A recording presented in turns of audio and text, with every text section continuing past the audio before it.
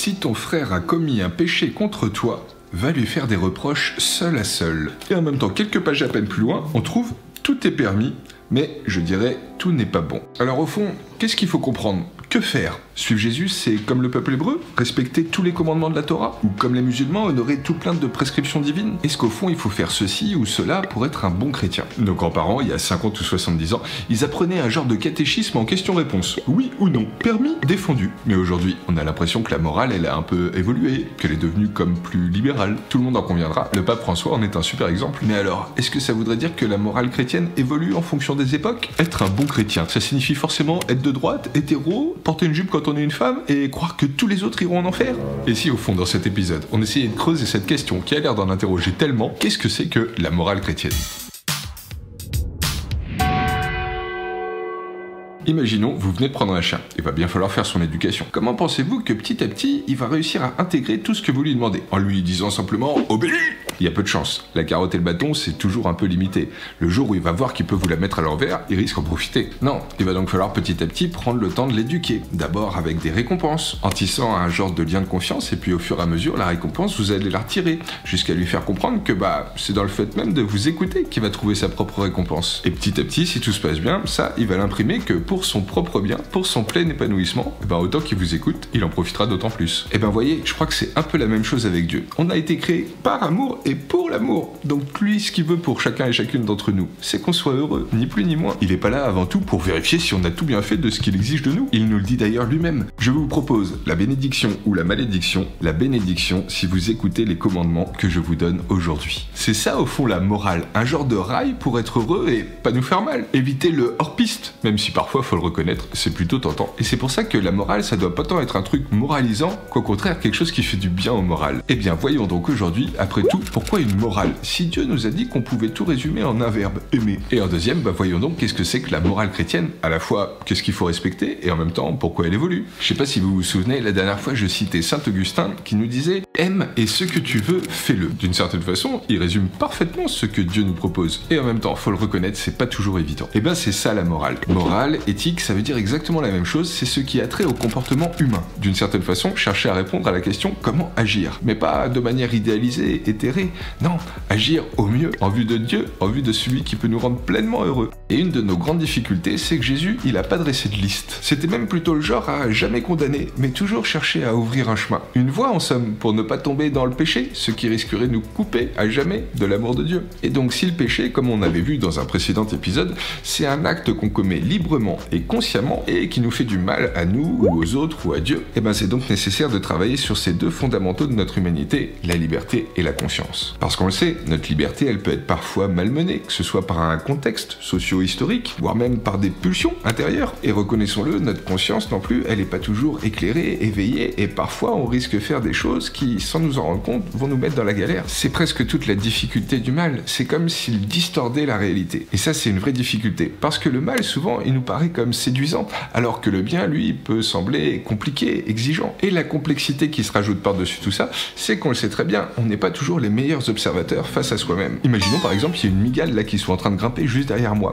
Vous serez sûrement plus à même que moi de me prémunir de ce mal. Et donc c'est sûrement pour tout ça qu'on a besoin d'une morale, parce qu'on n'est pas toujours les meilleurs à discerner ce qui peut nous faire du mal, et que notre but au fond, c'est pas d'être heureux tout seul. Aucun d'entre nous n'a envie de vivre en ermite. Et quand bien même ce serait le cas, on sait que notre bonheur sera toujours plus grand s'il est partagé. Et donc c'est pour ça que la tradition chrétienne a établi comme des rails pour réussir ensemble à être heureux. D'une certaine façon, comme disait là encore Saint Augustin, Dieu a écrit sur les tables de la loi ce que les hommes n'arrivaient pas à lire dans leur propre cœur. Donc au fond, pas du moralisme rigoriste ou une morale civique qui se baserait juste sur les besoins des citoyens, mais donc une théologie morale, un discours de Dieu pour nous aider à trouver le chemin vers toujours mieux. Et donc qu'est-ce que c'est que la morale chrétienne ? Ce sont ces rails universels, à la fois dictés et en même temps intuitifs, toujours rapportés à un contexte de lieu et de temps bien particulier et à des cas singuliers, pour réussir à avancer ensemble au mieux de nos capacités vers le bonheur qu'il nous promet. Et c'est pour ça donc que la morale, elle se doit d'être travaillée dans ces trois niveaux, universel, particulier et singulier, pour ne pas risquer de tomber dans une forme de condamnation décontextualisée, mais au contraire même pour aider chacun à trouver le chemin qui lui convient pour respecter la dignité de tous et le bien commun. Et c'est donc pour ça au fond qu'il n'y a pas de liste de choses à respecter ou à éviter, même si après il y a toujours des fondamentaux, comme on l'avait déjà dit, les 10 commandements par exemple. Mais toujours à contextualiser, donc à la fois c'est interdit de tuer, mais en même temps quand on est soldat la problématique se pose différemment, et si je réponds par légitime défense, est-ce que je suis vraiment coupable? Et donc au fond peut-être pas tant un genre de manuel juridique à honorer, mais plutôt un genre de trésor à rechercher et à développer. La première chose qu'il faut admettre sûrement, c'est reconnaître qu'il y a comme des fondamentaux universels, les crimes, l'inceste, l'anthropophagie, etc. Et ça met en lumière ce que nous les chrétiens on appelle la loi naturelle. C'est cette capacité qu'on a tous en nous de discerner le bien et le mal, parce qu'au fond, comme le dit Benoît XVI, on partage tous la même nature humaine, voulue et créée par Dieu. Et c'est pour ça qu'il a donc mis dans le cœur de chacun cette forme de sagesse morale innée, naturelle. C'est pour ça donc qu'on emploie l'expression loi naturelle. On a tous cette capacité de reconnaître le bien du mal parce que notre conscience à chacun, c'est le temple de l'Esprit Saint. Et qui que nous soyons, ça il faut vraiment en être convaincu, Dieu parle au cœur de chacun. Et c'est donc parce qu'on est habité par son esprit à lui qu'on est doué de cette capacité à discerner qu'on va pouvoir chacun développer les vertus. Force, prudence, justice, tempérance, les 4 vertus cardinales. Cardinal, charnière, ça vient de la même racine. Donc en fait, les 4 formes d'habitude qui sont clés pour avoir une vie bonne en société. Sans oublier bien sûr la confiance, l'espérance et l'amour qui sont les 3 vertus théologales, celles qui nous viennent particulièrement de Dieu. Celles au fond par lesquelles il se dit au monde et il nous offre d'être pleinement heureux. Par contre, il y a un truc sur lequel il faut rester attentif, cette capacité qu'on a de discerner le bien du mauvais ou encore de développer nos vertus, faut pas que ça nous fasse regarder les autres avec un œil inquisiteur. Qui sommes-nous pour condamner ce qui nous paraît être leur incapacité, leur culpabilité? La morale se doit d'être toujours un chemin contextualisé en fonction de ce que chacun on est. Et ça c'est Jean-Paul II qui l'a particulièrement développé dans ce qu'il a qualifié de loi de gradualité. Le but c'est pas forcément d'arriver là, mais de réussir à tous nous mettre en chemin. Si quelqu'un est en évident surpoids, on va pas forcément pouvoir attendre de lui qu'il redevienne facilement un IMC qui soit dans nos normes. Par contre, s'il cherche à y tendre, ce sera déjà un super exploit. Et en fait, c'est sûrement pour ça, même si parfois certains ont du mal à l'admettre, que la morale, elle est forcément évolutive. C'est pas tant qu'elle cherche à plaire au monde ou à une époque, mais plutôt qu'elle veut s'adapter aux besoins de chacun. Quelques exemples très simples, c'est par exemple la peine de mort. Jusqu'à il y a encore très peu,